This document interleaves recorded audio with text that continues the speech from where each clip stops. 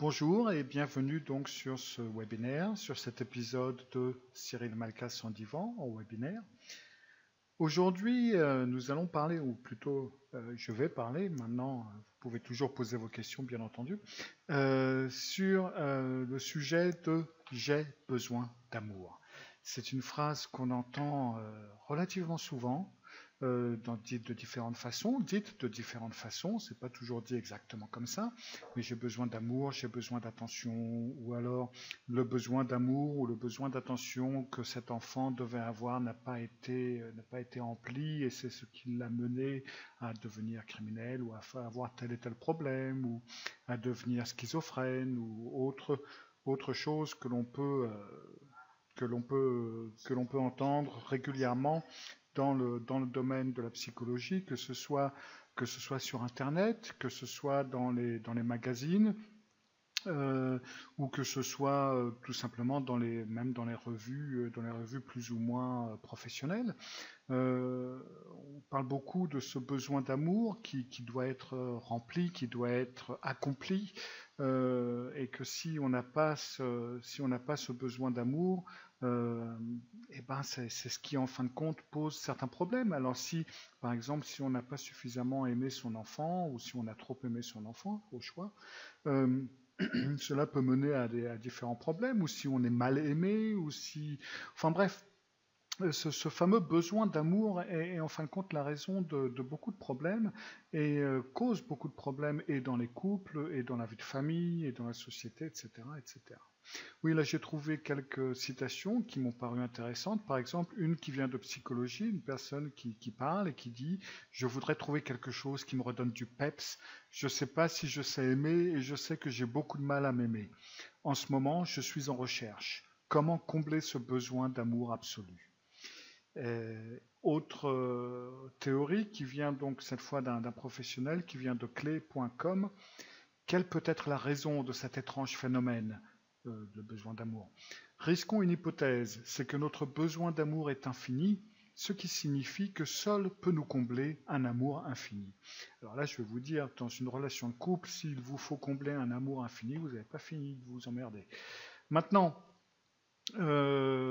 qu'en est-il de ce besoin d'amour exactement?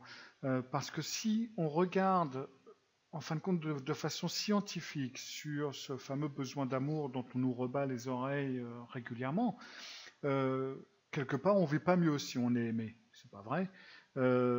Scientifiquement parlant, vous allez avoir des gens qui sont aimés de beaucoup de personnes et puis qui ont une vie lamentable et qui se sentent mal dans leur peau. Vous avez des personnes qui sont aimées de personnes et qui par contre vivent très bien. Donc, quelque part, on sait qu'on ne vit pas mieux si on est aimé que si on n'est pas aimé. C'est vrai que c'est régulièrement plus agréable, mais encore une fois, ça dépend un petit peu, parce que là, dans ce cas-là, on va dire, mais oui, mais donc si on est mal aimé, dans ce cas-là, si on se sent malheureux tout en étant aimé, c'est donc que l'on est mal aimé. Oui, j'ai Michel qui me pose une question. Et d'ailleurs, en fin de compte, c'est amusant parce que justement, j'avais fait une diapositive sur la pyramide de Maslow et ça, je l'ai enlevé pour pas devoir aller trop loin dans le truc. Parce qu'au regard de la pyramide de Maslow, dit Michel, l'amour n'entre dans aucune des 5 grandes catégories des besoins humains: besoin physiologique, besoin de sécurité, besoin d'appartenance, besoin d'estime, besoin de s'accomplir. C'est quoi l'amour? Et là, elle a tout à fait raison, et j'avais pris une photo que j'avais trouvée, parce que, en fin de compte, dans un livre de psychologie qui parlait de toutes les théories de psychologie, bon, c'était un livre en français, et ben, au lieu de mettre justement le besoin d'appartenance, ils avaient mis besoin d'amour. Bon, il faut dire qu'entre parenthèses, ils avaient mis appartenance à côté. Mais en fin de compte, c'est un couvage parce que c'est pas ce que Maslow a dit. Il avait dit ce qui était important, c'était ce besoin d'appartenance, ce besoin de relation à quelqu'un d'autre. Et ça peut être fait sans, ou avec ou sans amour, quelque part. Maintenant, oui, il y a Lahulotte qui me demande s'il n'y a pas de chat en direct. Si vous avez une petite case en dessous, vous pouvez poser vos questions, mais personne ne peut voir les questions que chacun pose. Il n'y a que moi qui peux voir les questions. Ça va dans un sens. Vous posez vos questions et moi je les vois et je réponds ou dans le webinaire, ou après le webinaire, ou des fois même par mail si c'est un petit peu hors sujet, ou si c'est un peu trop compliqué. Mais vous ne voyez pas les questions les uns des autres, et il n'y a que moi qui vois les questions, je suis le dictateur. Bien, donc déjà on ne vit pas mieux si on est aimé. Deuxièmement, et ça c'est exact également, on n'est pas plus heureux si on est aimé que si on n'est pas aimé. En fin de compte, le bonheur, la façon de se sentir heureux ou pas heureux, n'est pas dépendante de la façon dont on est aimé quelque part. On peut être parfaitement mal aimé et très heureux. Ça dépend aussi de qui on est aimé et de quelle façon on est aimé. Vous voyez, si en fin de compte, pris comme ça, si vous parlez avec un professionnel, un psychologue professionnel qui croit en la théorie de l'amour et du besoin d'amour, quelque part, vous ne pouvez pas gagner, si on veut dire ça comme ça, cette discussion, parce que si vous dites, mais oui, mais un tel et un tel, il était aimé, et pourtant ça s'est mal passé. Bah oui, il vous dira, mais là c'est parce qu'il a été mal aimé, ça n'a pas fait de la bonne façon. Alors c'est quoi la bonne façon? Enfin, c'est quoi ce truc? Enfin, vu scientifiquement, non, on n'est pas plus ou moins heureux si on est aimé ou si on n'est pas aimé. Et puis en plus, on peut parfaitement aimer, même si on n'est pas aimé soi-même, et même si on ne l'a jamais été. Ça aussi, c'est quelque chose qui nous est imposé presque dans l'idée. Si on n'aime pas suffisamment son enfant, par exemple, lui, il n'apprendra pas à aimer, comme si c'était quelque chose qu'on apprenait. Or, ça, c'est parfaitement faux également. Les enfants qui sont aimés depuis leur naissance, ils ne sont pas plus harmonieux, ils ne sont pas plus heureux, ils ne sont pas plus aimants que d'autres. On n'a pas pu scientifiquement prouver ou relier qu'un enfant qui a été aimé ou pas aimé dans son enfance a été plus ou moins harmonieux que d'autres. Il est exact qu'on a cette théorie que si on n'aime pas un enfant, il va aller dans un mauvais chemin, etc. Et ça, c'est vrai pour certains enfants, mais c'est aussi faux pour beaucoup d'enfants. De même que les enfants aimés depuis leur naissance, ils peuvent aussi prendre un mauvais chemin. Le fait de devoir aimer ses enfants, etc., c'est quelque chose que j'ai... quand je suis arrivé en France du Danemark, j'ai eu l'impression de revenir 150 ans en arrière du point de vue psychologique. J'ai vraiment été choqué par les choses qui ont été dites et qui sont dites par des personnes qui se prétendent professionnelles. J'ai vraiment été choqué. Et je me souviens d'une patiente, par exemple, qui avait une fille qui était schizophrène. Elle avait été envoyée un truc, maintenant je ne me souviens plus de l'abréviation, parce qu'en France vous avez des sigles pour tout, mais c'est un truc du genre PC, enfin c'est un centre de psychologues, d'aide sociale, etc. Et là, la psychologue qu'elle avait vue lui avait dit à cette femme que si sa fille était schizophrène, c'était parce qu'elle ne l'avait pas suffisamment aimée pendant qu'elle était enfant, quoi. À cette époque-là, sa fille, elle devait avoir 18 ans ou 20 ans, un truc comme ça.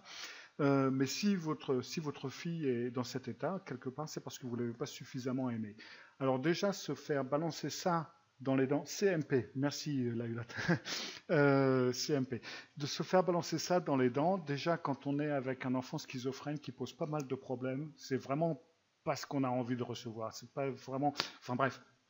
Et en plus de ça, la schizophrénie, et ça on le sait, ça fait 20 ans qu'on le sait, ça c'est physique, c'est biologique, vous ne pouvez rien y faire. Ça n'a rien à voir avec aimer ou pas aimer un enfant. Absolument rien à voir. Et vous me croirez si vous voulez, mais je crois que ça doit être 2 ou 3 mois plus tard, j'ai eu une autre patiente qui, elle, avait un fils qui était schizophrène et qui avait donc été au même CMP. Et là, par contre, on lui avait dit que c'est parce qu'elle avait trop aimé son fils, donc c'était une mère abusive, bien entendu, que son fils était devenu schizophrène. Et vraiment, c'est le genre de choses qui... Enfin, personnellement, j'ai été parfaitement choqué par ce genre de conneries, pour le dire comme... on ne peut pas utiliser d'autres mots. Et on ne se rend pas compte du nombre de destinées, du nombre de vies qui sont détruites par ce principe religieux qui est qu'on a besoin d'être aimé. Donc les enfants aimés depuis leur naissance ou pas aimés ou ce que vous voulez, de toute façon, vous allez trouver des enfants heureux et harmonieux dans un cas de figure ou dans un champ de cas et dans d'autres, vous n'en trouverez pas. Il n'y a aucune corrélation, il n'y a aucune relation entre l'amour qui est donné à ces enfants et le fait qu'ils deviennent harmonieux, aimants, heureux ou ce que vous voulez. De plus, on peut parfaitement vivre sans être aimé. Vous avez beaucoup de personnes qui vivent très bien sans être aimées, qui ne sont même pas intéressés à être aimés plus que ça d'ailleurs. Vous avez des ermites qui ont horreur de tout et ils ont une vie où, bon, bah, c'est vrai que vu de notre point de vue, ils peuvent nous paraître bizarres, mais on peut parfaitement vivre. Essayez de vivre sans boire, enfin sans boire de l'eau, hein, de bière non plus, enfin bref, sans boire du tout, et ben après 4 ou 5 jours, c'est fini. Essayez de vivre sans manger, et ben c'est la même chose, ça prendra un peu plus de temps, mais vous allez finir par mourir. Mais vous pouvez parfaitement vivre sans être aimé toute votre vie, c'est pas un souci. Ce qui est important, là, c'est que l'amour, ça n'est pas un besoin.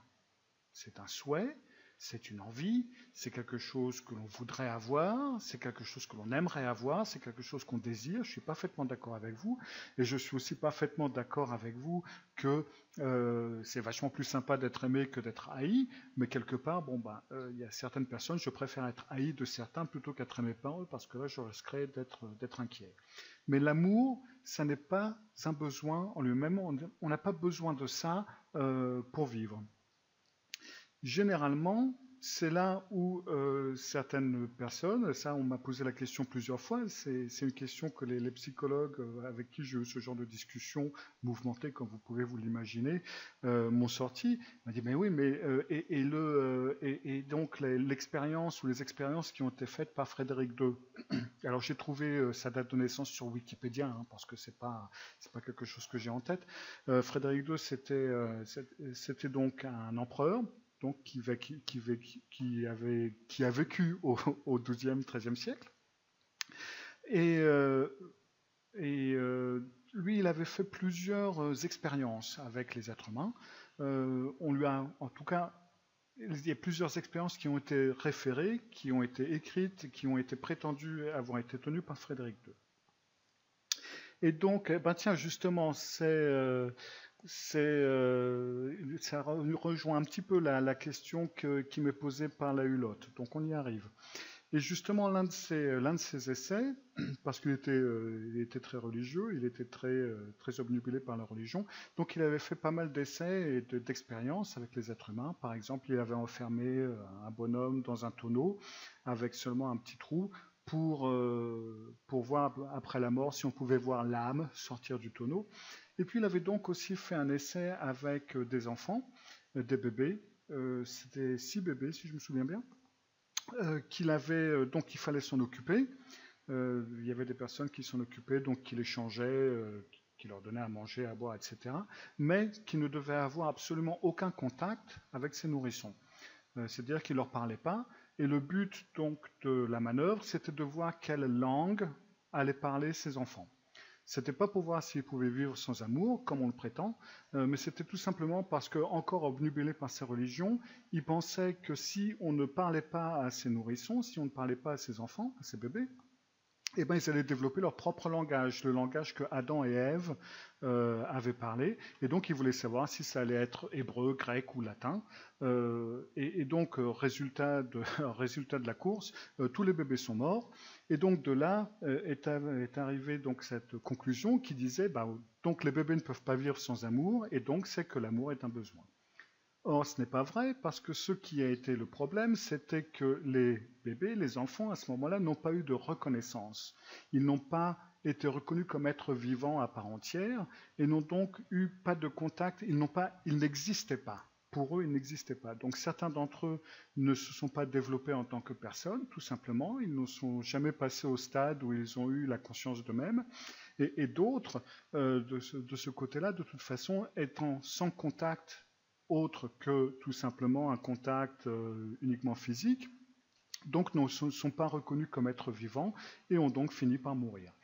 Le truc important là-dedans, ou la chose importante là-dedans à se souvenir, c'est la reconnaissance de l'existence de l'autre. C'est-à-dire que là où le problème est, c'est que lorsque l'on veut vraiment faire mal à quelqu'un, si on veut vraiment faire très mal à quelqu'un, on ne va pas lui dire je t'aime pas, on ne va pas lui dire je t'aime plus, on ne va pas le haïr, non, on va le couper totalement de notre existence. Tu n'existes plus. Et c'est ça qui peut devenir un problème à la fin, c'est que la personne n'existe plus car elle n'existe plus dans la société ou elle n'existe plus dans la relation aux autres. Mais ça n'a rien à voir avec l'amour. Là où entre le problème de l'amour, c'est que dans notre tête, on a du mal à avoir des contacts avec une personne qu'on n'aime pas.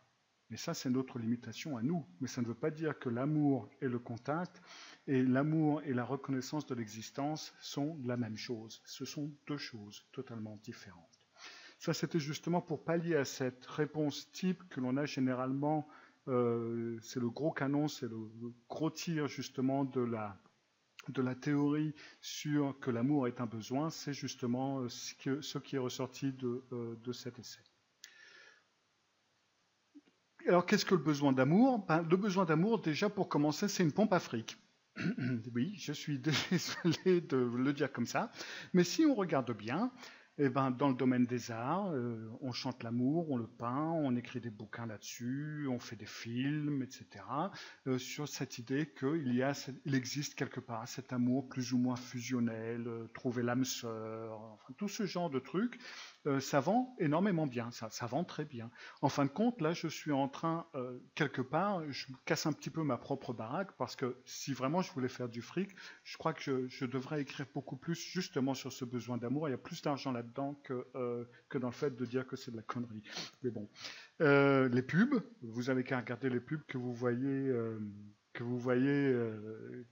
aux environs. Qu'est-ce que c'est cette vie exactement? C'est cette vie harmonieuse, c'est cette vie harmonique, etc. Vous avez tout ce qui est société de consommation est basé sur ce besoin d'amour, de reconnaissance, d'avoir les bons baskets, d'avoir les vrais vêtements, d'avoir la bonne bagnole, d'avoir ce que vous voulez. Vous avez toutes ces agences matrimoniales, toutes ces agences de rencontres qui gagnent pas mal d'argent sur ce besoin d'amour. Et puis, bien entendu, vous avez les psys de divers bords, parce que comme de toute façon, ça, c'est pour ainsi dire voué à l'échec, il faut trouver un psy qui peut aider à ce que l'on s'aime de bonne façon, etc. Mais donc vous avez toute une myriade de spécialistes qui justement peuvent vous apprendre à aimer l'autre ou à être aimé correctement, et comment s'aimer, comment aimer l'autre. Et quelque part, c'est un petit peu une solution à tous les problèmes, quoi. Si on peut donner de l'amour, si on peut recevoir de l'amour, etc., ça résoudrait beaucoup les problèmes. Si on s'aimait suffisamment, quelque part, ou si on s'aimait suffisamment les uns les autres, ou si on s'aimait soi-même, etc., ça résoudrait plus ou moins tous les problèmes. Quoi d'autre encore? Oui, c'est dangereux, le besoin d'amour, cette idée qu'on a besoin de l'amour. Peut-être, la Hulotte me demande, peut-être pourriez-vous définir alors ce qu'est l'amour? Oui, sûrement, mais c'est pas trop le sujet du webinaire. Je dis pas que l'amour, ça n'existe pas. Je dis que ce n'est pas un besoin. Il y a une différence. Mais donc, cette idée du besoin de l'amour, c'est également relativement dangereux, parce que les premières personnes à faire les frais de ce genre de trucs, ce sont les femmes. Dans la société moderne, tout comme dans la société archaïque. Bien entendu, il peut y avoir certains hommes qui peuvent aussi avoir des problèmes par rapport à cette idée du besoin d'amour, mais généralement, ça va être les femmes qui vont en faire les frais de cette idée ou de ce principe. La première chose qu'elles vont faire très souvent, c'est qu'elles vont mettre la barre trop bas. Parce que quelque part, on a toujours un petit peu dans notre société cette idée que si, surtout une femme, elle n'est pas aimée, si elle n'est pas capable si elle n'est pas suffisamment aimante, bien entendu, mais surtout si elle n'est pas aimée, si elle ne trouve pas un mari, si elle ne trouve pas quelque part une relation quand même relativement stable, quelque part, ça va pas, quoi. Il y a quelque chose qui ne va pas. Donc, ce qui se passe, c'est qu'à arriver à un certain âge, il est vrai qu'aujourd'hui, dans la société actuelle, les gens entrent en couple à un âge plus avancé qu'ils le faisaient il y a quelques années. Donc, il est assez courant, en fin de compte, d'attendre à 30-35 ans avant de trouver une relation. Mais le fait est que même si la relation, quelque part, est commencée plus tard, c'est toujours sous les mêmes principes. C'est toujours les mêmes principes qui sont valables. Donc en fin de compte, la seule chose qu'on a fait, c'est qu'on a retardé un petit peu le principe, mais on part toujours sur ce même principe. Et donc ça veut dire que si arrive un moment donné, donc c'était quand on avait 20 ans il y a 30 ans, et puis c'est quand on en a 35 aujourd'hui, mais à un moment donné, il va y avoir la femme qui va se dire, là maintenant, c'est bon, quoi. Si je trouve pas un mari ou un Pax ou ce que vous voulez, un mec à peu près correct, ça va commence à paniquer, quoi. Et puis, ben, quelque part, quand on rencontre un bonhomme, du fait où, bon, bah, il lui suffit en fin de compte de ne pas être trop mal, quoi. Il n'a pas besoin d'être quelque chose avec la gueule de Brad Pitt, avec l'intelligence d'Einstein. Mais bon, ben, si on peut trouver quelque chose qui est à peu près correct, quoi, s'il est à peu près propre sur lui, il n'est pas trop buffle, bon, ben, ok, on va lui mettre le grappin dessus. Et puis on verra bien, au début de la relation, on verra bien qu'il y a peut-être et bon, lui, il parle bien au départ, il est gentil, il est romantique, ce que vous voulez, de toute façon. Quand on est amoureux ou les premiers temps, c'est comme ça qu'on la joue. Donc, bien entendu, au départ, il est un petit peu tout miel, et puis bon, bah, on se dit, ouais, c'est vrai, bon, bah, il est sympa, il est mignon, il est gentil. Bon, il a ce petit défaut, par exemple, il boit un peu trop, ou tout d'un coup, il donne pas de nouvelles, ou il ne téléphone pas quand il rentre trop tard, enfin, il m'avertit pas, je sais pas, des petits trucs qui peuvent peut-être être un petit peu bon. Mais bon, on va dire, bah, c'est un bonhomme, hein, et puis de toute façon, à mon âge, je trouverai peut-être pas mieux, etc. Il est sympa, etc. Et donc, quelque part, on se satisfait de ce genre de truc, et puis après on est étonné que ça merde à arriver à un moment donné. Ben oui, mais c'est un petit peu normal, parce que quand vous avez déjà, avant le départ, déjà fait des compromis, et ben après on continue dans ce truc-là. Si ça ne marche pas, si le truc plante, et ben là encore, très souvent, beaucoup de femmes vont culpabiliser en disant que c'est un peu de leur faute. Elles auraient dû être plus aimantes, elles auraient dû être plus compréhensives, elles auraient dû être plus ceci, plus cela. Et puis elles vont mettre la barre un petit peu plus bas la prochaine fois. Et après on est étonné que ça marche pas. Donc en fin de compte, le fait d'avoir cette idée du besoin d'amour, c'est quelque part, ça fait que les femmes sont quelque part toujours tenues un petit peu en laisse, toujours un petit peu soumises à certains principes qui sont également des principes très archaïques, et c'est très souvent les femmes qui en font les frais. Ouais. Les couples, ou le couple, en fait les frais également, parce que dans une relation où on a besoin d'amour, et si par exemple lui, il n'a pas été aimé pendant son enfance, donc bien entendu, il a besoin de beaucoup d'amour aujourd'hui parce qu'il n'en a pas eu étant petit. Un petit peu comme si on pouvait rattraper ce genre de truc après 10 ans. Euh, donc, ça pose problème parce que dans ce cas-là, ben, l'un va essayer de combler ce manque affectif et l'autre qui ne va pas pouvoir combler ce manque affectif dans l'un, eh ben, on arrive dans une situation où l'un et l'autre risquent en fin de compte de demander certaines choses qui ne pourront pas être accomplies par l'autre, ne pourront pas être remplies par l'autre. Donc ça finit par causer certains problèmes qui, quelque part, risquent d'être impossibles à résoudre et des demandes qui risquent d'être impossibles à honorer, tout simplement parce que dans la vie actuelle, avec tout ce qui se passe, on n'a pas toujours le temps de se mettre à aimer l'autre et à travailler sur l'autre, parce que si ce besoin n'est pas rempli, on a donc un problème.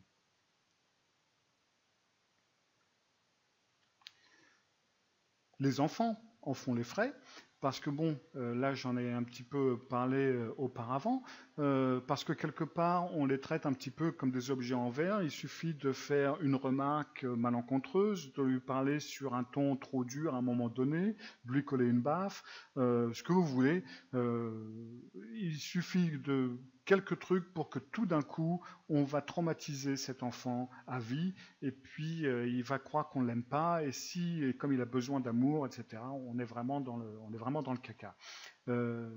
Et puis ça fait très souvent que les enfants qui sont quand même pas tombés de la dernière pluie risquent de devenir donc d'enfants rois à enfants tyrans.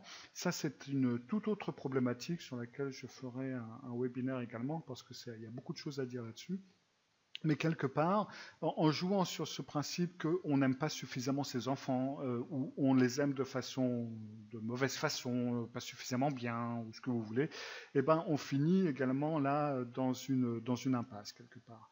Donc, cette idée que on a besoin d'amour, c'est extrêmement dangereux à long terme. Alors après, on peut également continuer, on peut aller plus loin, en disant aussi que sur le point de vue de la société, là aussi, en voyant plus gros, là aussi c'est un gros problème, parce que de s'imaginer que les personnes font de la criminalité, ou font des conneries, ou vont aller faire des choses comme ça, parce qu'ils n'ont pas eu suffisamment d'amour pendant leur enfance, c'est tout simplement donner une excuse un petit peu à tout, et ce qui peut donner pas mal de problèmes. En règle générale, on pourra dire que cette fameuse théorie a quand même un peu plus d'un siècle, et je ne pense pas qu'on ait résolu tellement de problèmes en utilisant ces principes. Alors le truc, c'est que faire, parce que c'est bien joli. Donc là, j'ai une question de Cécile. Pas besoin d'amour, une définition de ce truc qu'est l'amour, vaste s'impose. Besoin de savoir de quoi on parle. La reconnaissance nécessaire, donc, fait partie de l'amour. Non. Non, je ne veux. Enfin, le but du webinaire, ce n'est pas de parler de ce qu'est l'amour, parce que beaucoup de personnes vont mettre des choses différentes là-dedans, et ce n'est pas trop la définition. Ce qui est le but de ce webinaire, c'est est-ce que c'est un besoin, oui ou non. Quelle que soit l'idée de l'amour que vous avez, est-ce que vous prenez cette idée de l'amour que vous avez, et puis donc dites que si vous êtes sans, est-ce que vous pouvez survivre? Et il y a de fortes chances que oui. Et non, la reconnaissance qui est nécessaire ne fait pas partie de l'amour nécessairement. On peut parfaitement reconnaître l'existence de personnes qu'on n'aime pas du tout. Ça n'a absolument rien à voir. Ce sont deux choses totalement différentes. Si certaines personnes ne peuvent que reconnaître des personnes qu'ils aiment, c'est parfaitement possible, mais la reconnaissance en elle-même est une chose et l'amour en est une autre. Alors que faire dans ce principe, ou que faire pour éviter un petit peu ce genre de choses?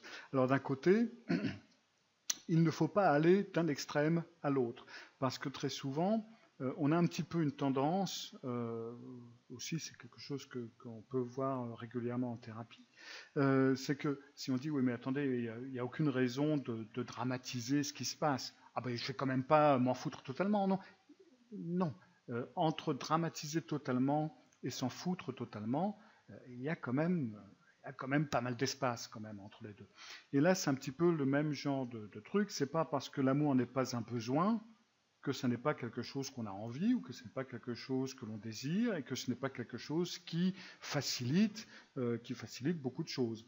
L'amour, c'est un fait, facilite beaucoup le rapport entre les personnes. Il est beaucoup plus facile de parler, d'avoir des bons rapports et d'avoir une harmonie avec des personnes qu'on aime bien qu'avec des personnes qu'on n'aime pas.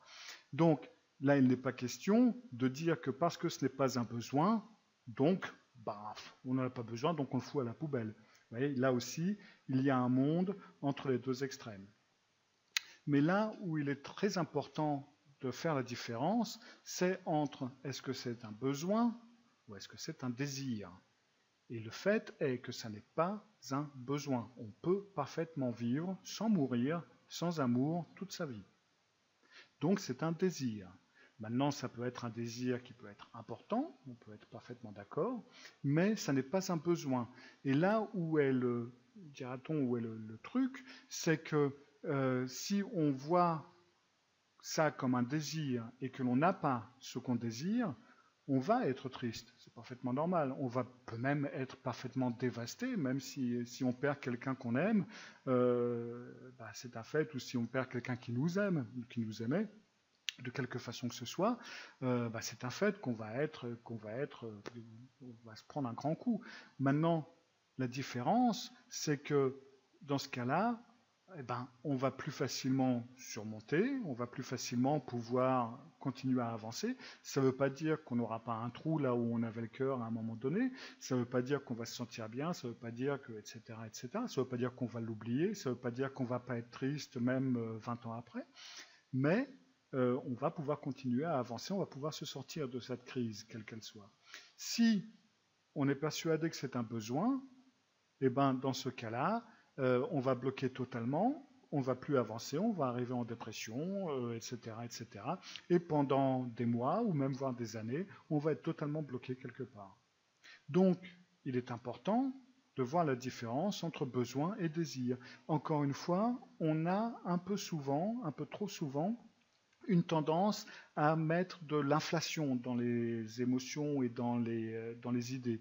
C'est-à-dire que on a un petit peu l'impression que si on ne dit pas « Oh la vache, il m'est arrivé ceci, cela, je suis totalement dépris », et ben dans ce cas-là, c'est parce que ça ne nous a pas fait suffisamment de peine, c'est parce qu'on est un petit peu trop cool. Donc il y a un petit peu une inflation là-dedans. Et c'est un petit peu comme si on dit que c'est un désir, ça veut dire que c'est pas fort. Or, c'est faux. Un désir peut être extrêmement fort, tout aussi fort qu'un besoin, et même plus fort qu'un besoin. Donc ça n'a absolument rien à voir. Ça n'a rien à voir avec l'intensité de l'émotion. Mais il est quand même nécessaire de voir ce qu'il y a autour de ces deux mots, où le mot besoin, quelque part, donne une idée qu'on va mourir si on ne l'a pas. Alors qu'un désir, on ne meurt pas si on ne l'a pas. Mais à part ça, quelque part, on peut avoir la même intensité dans les deux fonctions. Il faut donc comprendre qu'on n'a ni besoin de l'amour, ni de la reconnaissance. Alors là, je veux dire reconnaissance positive, vous voyez, c'est si on recherche des compliments. Là, je ne veux pas dire reconnaissance, être reconnu en tant que personne. Mais qu'on n'a donc ni besoin de l'amour, ni d'être bien aimé, ni d'être apprécié par qui que ce soit pour vivre. Ce n'est pas nécessaire à notre vie et ce n'est pas nécessaire à notre développement. On n'a pas besoin d'un autre pour être entier. On n'a pas besoin de trouver l'âme sœur. On peut parfaitement trouver une âme sœur chez un copain ou une copine sans que ce soit nécessairement la personne avec qui on vit. Et de toute façon, on n'en a pas besoin, que ce soit avec un copain, une copine ou avec l'être aimé, pour pouvoir être entier ou pour pouvoir être une personnalité à part entière. Et donc, pour cela, il est extrêmement important dans la relation ou dans les relations, quelles qu'elles soient, de mettre des limites aussi rapidement que possible. Alors bien entendu, si on sort avec un gentil garçon ou avec une gentille fille, on ne va pas commencer le premier soir à mettre les limites. Ah bah non, on ne fait pas ça parce que ça je ne veux pas. Quoique bon, dans ce cas-là, on pourra dire les lignes sont mises dès le départ. Donc bien entendu, c'est quelque chose qui vient quand même petit à petit, mais ne laissez pas, si on veut dire ça comme ça, les bulles de l'amour vous enrober tellement que vous ne voyez pas ce qui se passe quand même. N'oubliez pas que vous êtes une personne en part entière et qu'il y a quand même certaines limites à mettre pour éviter que ça aille trop loin. Parce que sans ça, l'amour risque d'avoir un prix extrêmement haut. Et puis donc, encore une fois, comprendre et accepter que même si ce n'est pas un besoin, ça ne veut pas dire que si ça s'achève d'une façon ou d'une autre, ça ne va pas vous faire mal. Encore une fois, ça n'a absolument rien à voir. Ce sont deux choses totalement différentes. Mais un besoin, non. Sur mon site, j'ai écrit quelques articles sur ce sujet. Si vous voulez en savoir plus ou aller un petit peu plus loin. L'un, c'est « Êtes-vous une cornichonne d'amour ?» Alors ça, c'était un article qui avait paru dans un magazine danois que j'ai traduit. J'ai fait un petit test. J'ai eu du mal à trouver le mot qui correspondait. Cornichonne d'amour, parce que j'avais inventé un mot en danois, ça sonnait bien, mais j'ai pas pu trouver de mots correspondants. En danois, c'est kærlighedsglorien, mais en français, bon, déjà ça sonne mal. Hein. Si êtes-vous une kærlighedsglorien, ça sonne très mal. Donc j'ai trouvé cornichonne d'amour, ça me paraissait être un petit peu dans ce genre-là. Une fois que vous avez lu l'article, si vous trouvez une autre expression, je suis preneur. Vous trouverez cet article sur malka.fr/e/cornichon. Et puis donc un autre article justement qui parle de est-ce que c'est l'amour ou est-ce que c'est de l'égoïsme, etc. Et ça, vous le trouvez sur malka.fr/e/ego. Voilà, c'était un petit peu ce que j'avais pour aujourd'hui. Si vous avez des questions supplémentaires, vous n'hésitez pas à me les balancer parce que c'est quand même, enfin, je ne peux pas répondre à toutes les questions en ligne, mais donc c'est à cyril@malka.fr. Si vous avez envie de traiter d'un certain sujet ou si vous avez des idées, vous n'hésitez pas non plus. Et puis, eh ben, sans ça, je vous retrouve d'ici une petite quinzaine de jours pour un autre webinaire. Voilà. Allez, bonne soirée. Au revoir.